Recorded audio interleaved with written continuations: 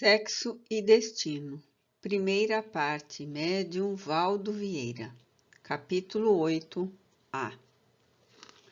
Rematara os apontamentos que me propunha alinhar, e reconhecendo que a paciente chorava em prostração, visivelmente distanciada do exame que me fora permitido desenvolver, Neves perguntou se podíamos trocar entendimento rápido.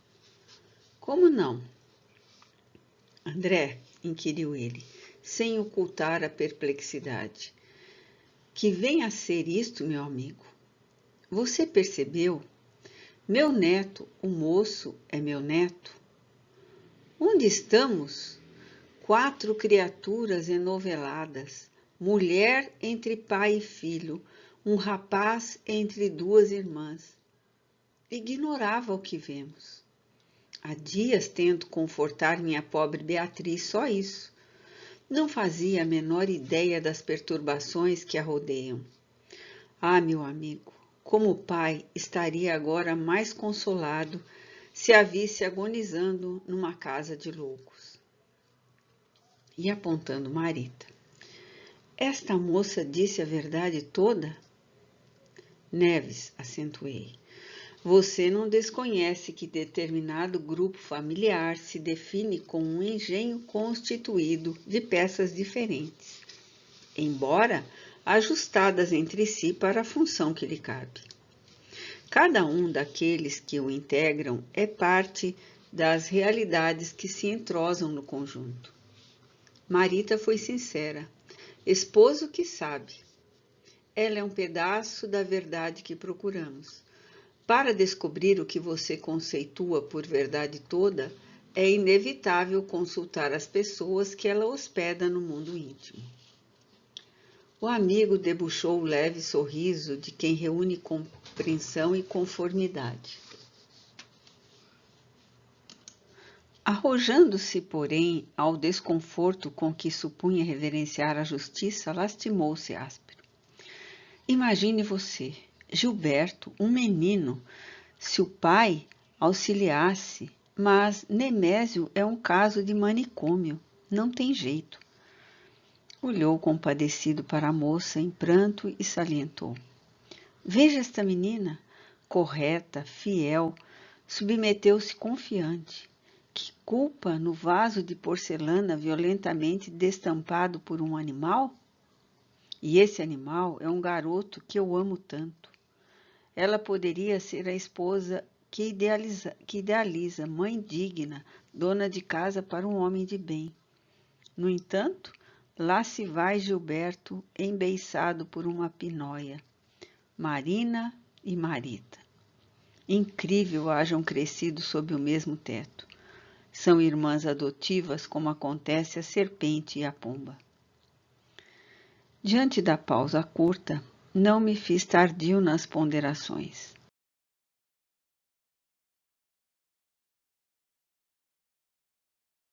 Investi-me indebitamente na posição de conselheiro fortuito e roguei ao companheiro a serenar-se. Achávamos-nos ali para emendar, proteger, realizar o melhor. Certo, o bem suscetível de ser plantado naquele grupo redundaria em socorro a Beatriz. Colocássemos nela o pensamento. A irritação lhe avinagraria o ânimo e ele, Neves, de sentimento azedado, lançaria sobre a filha ingredientes fluidos de índole negativa, arruinando-lhe as forças. Paciência e atividade fraterna servir-nos-iam de apoio. Além do mais, não conseguiríamos precisar até quando perdurariam os sofrimentos físicos da esposa de Nemésio. É justo prever, calcular. Entretanto, poderiam ocorrer determinações superiores, recomendando-lhe fosse prolongado o prazo de estada na terra.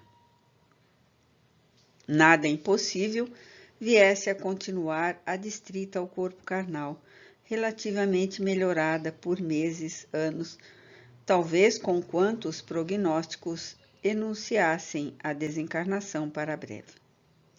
Mas, se isso acontecesse o inverso, exasperação ou desânimo de nosso lado, marcariam o término das possibilidades de cooperação. Os supervisores que nos dirigiam, não obstante compassivos e prestimosos, remover-nos-iam da cabeceira da doente sem a menor dificuldade. Contava com recursos para localizar-nos em tarefas até mesmo mais suaves e mais reconfortantes, em outra parte, como quem nos agloava em serviço. Agiriam assim em proveito da própria doente, impedindo os prejuízos que lhe pudéssemos acarretar com qualquer carga de vibrações desconcertantes. Neves tolerou o aviso com paciência. Acabou rogando compreensão. Retirara-se do convívio familiar por longo tempo. Justificou-se, a fim de adestrar-se em conduta e desprendimento. Regressando, no entanto, ao abrigo doméstico, topava a cada instante em si mesmo o homem que fora. Comodista, agarrado às raízes consanguíneas, absorvido no bem-estar dos que reputava como flores no tronco do coração. Sabia-se da prova árdua. Acusava-se analisado, esquadrinhado, sopesado na própria assimilação dos princípios de caridade e indulgência que passara a ministrar sob o influxo dos mentores sábios e amigos que lhe haviam descerrado a porta das escolas de aperfeiçoamento nas esferas superiores. Ao jeito de qualquer pessoa terrestre, encerrando consigo méritos e falhas, declarou-se disposto a dominar-se e impelindo-nos a recordar antigos condiscípulos da fase juvenil, quando encorajados e vacilantes, ao mesmo tempo na solução dos problemas de autocontrole. Solicitou-nos colaboração a fim de que se mantivesse calado, tanto quanto possível na presença dos instrutores. A submissão do companheiro dava para comover. Acreditava-se temporariamente perturbado, acentuou humilde. Partilhava as agruras da filha.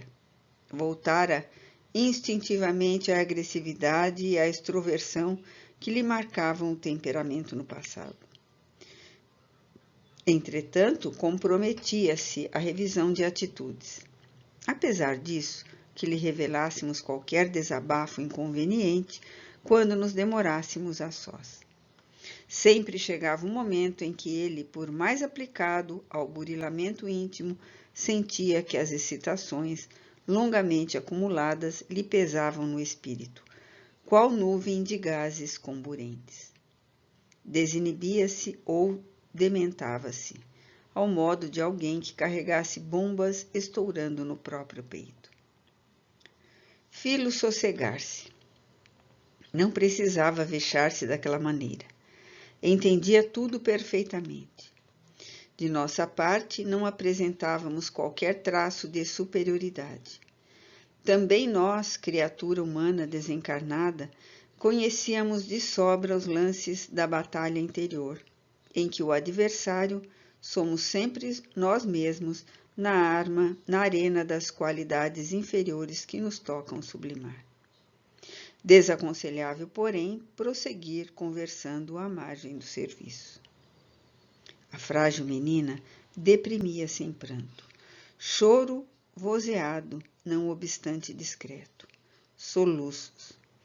Dispunhamos-nos a intervir quando sucedeu o inesperado. Cláudio batia de leve à porta, de certo incomodado pelo som lastimoso daqueles gemidos de Marita. Em vão buscava reprimir. Respiramos confortados.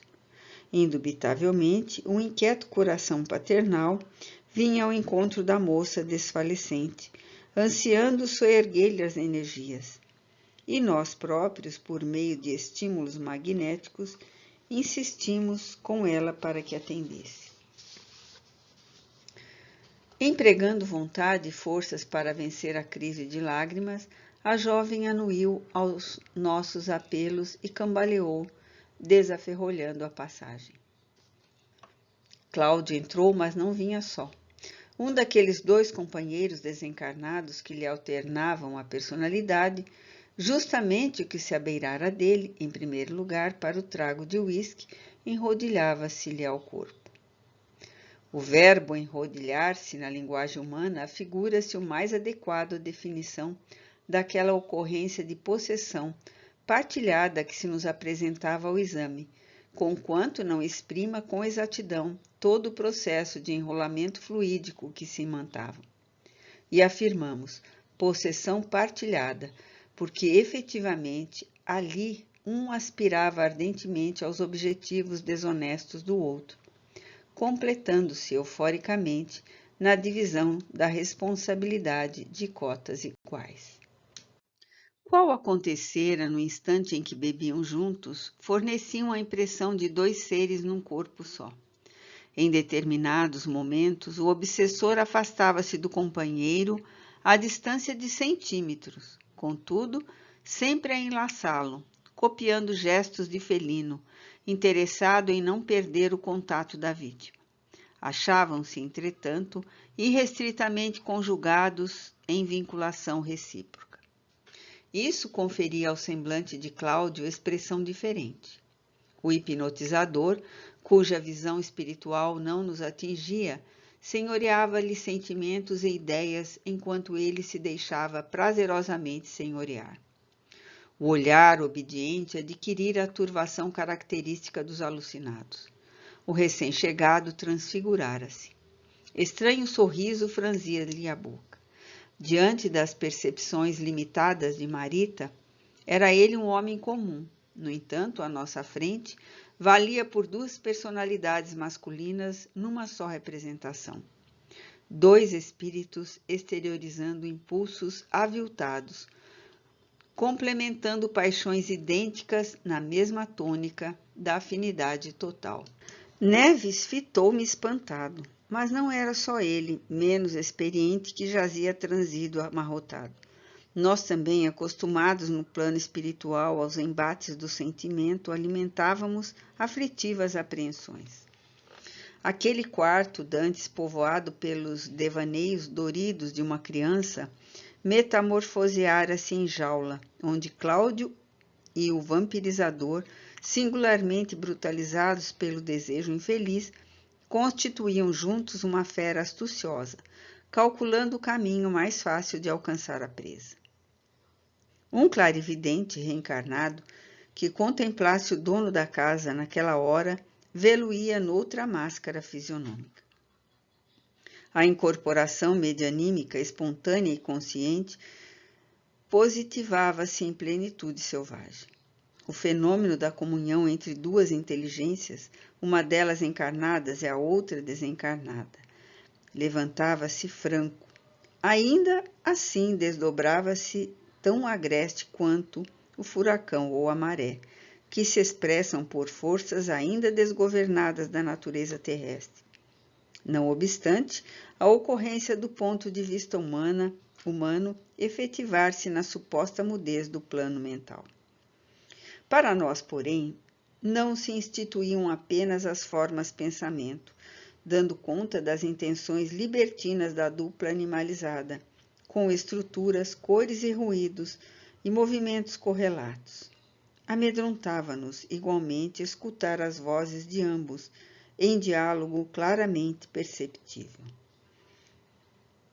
As palavras escapavam do crânio de Cláudio, aparentemente silencioso para a filha adotiva, qual se a cabeça dele estivesse transfigurada numa caixa acústica de aparelho radiofônico.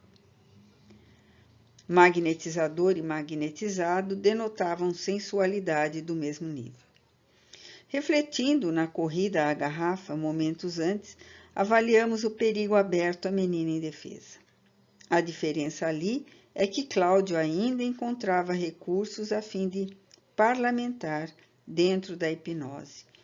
Hipnose que ele, aliás, animalhava. Discorria o obsessor, comovendo-o no intuito patente de arruinar-lhe os restos de escrúpulo por meio da emoção. Agora sim, o amor, Cláudio, é isso, esperar por vezes anos a fio para dominar a felicidade num simples minuto. Existem mulheres aos milhões, entretanto, esta é a única que nos poderá, enfim, aplacar a sede. Pontos de apoio alongam-se de toda parte, mas o pássaro viaja léguas e léguas, suspirando por descansar na penugem do próprio ninho. Na fome física, todo alimento serve, mas no amor, a felicidade é semelhante ao aro de um homem, possui a metade e a mulher detém a outra. Para que a euforia vibre perfeita no círculo, é imperioso que as metades sejam da mesma substância. Ninguém alcança a fusão de um pedaço de ouro com um pedaço de madeira. Paganini tocou uma corda só. Entretanto, a corda se harmonizava com ele. Jamais arrancaria no mundo o menor sinal do próprio gênio se apenas dispusesse para o violino das cordas de cânhamo, ainda mesmo que as cordas o desafiassem a toneladas. Cada homem, Cláudio, para realizar-se nos domínios da vitalidade e da alegria, há de encontrar a mulher magnética que lhe corresponde, companheira na afinidade absoluta, capaz de lhe oferecer a plenitude interior que transcenda convenções e formas. Pausava-se a voz por segundos para continuar suplicante, proclamando sofismas arguciosos. Vamos, Marita é nossa, nossa. Somos homens sequiosos, sofredores. Apiedemo-nos de enfermos, abandonados, administrando-lhe remédio seguro.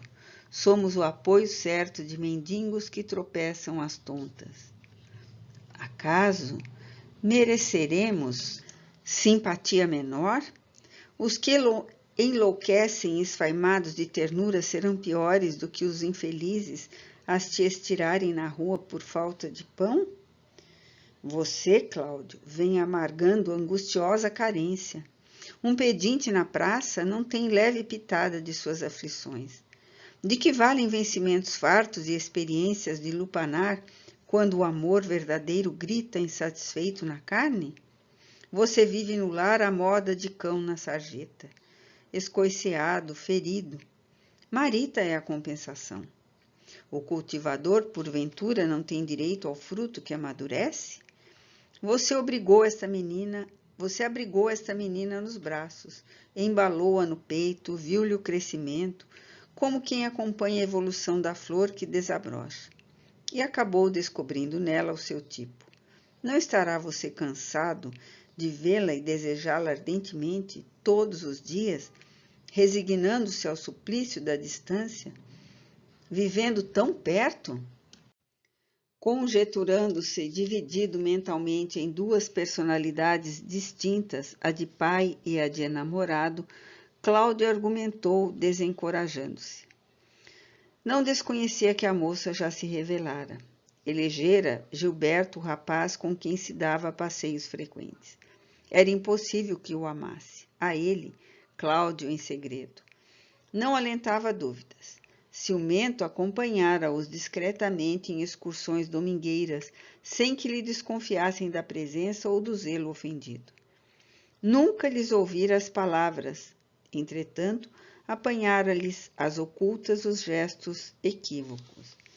Admitia-se com razão para convidar o estouvado a compromisso. Calculara, todavia, quando se inclinava a pedir conselho de autoridades policiais, chocara-se com o imprevisto.